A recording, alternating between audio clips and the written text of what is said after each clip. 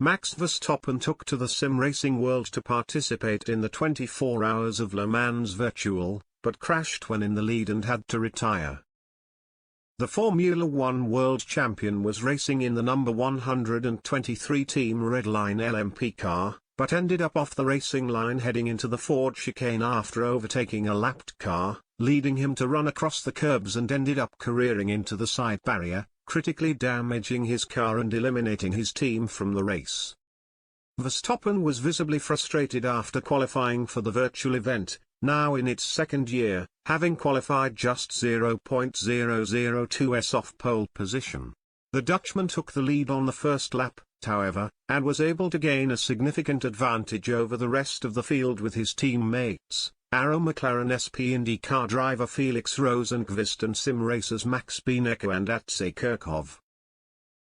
But their sister Real Team Hydrogen Redline car won the overall classification, with the number 70 car having Formula E driver Oliver Rowland and Formula 2 talent Felipe Drugovich behind the wheel, alongside sim racers Michal Smidl and Jeffrey Rietveld. They beat the Rebellion GPX Esports car in the LMP class, whose team contained both Williams F1 Esports drivers, alongside former Haas reserve driver Luigi Letras and Argentine racer Agustin Canapino.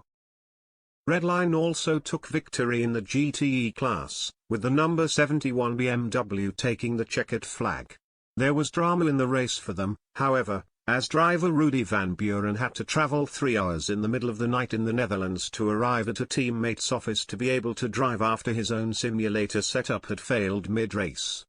Among other Formula One figures, it was also a disappointing end for Fernando Alonso, who was team manager for the number 36 Alpine Esports car. They also retired midway through the race due to an engine issue, being just one of 16 retirements through the field.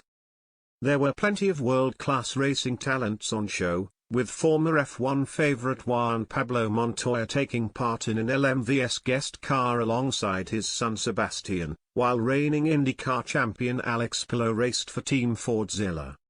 Two professional drivers partnered two sim racers in each team, with the simulated race having had both day and night elements to it, reflecting real life around the 13.6 km circuit.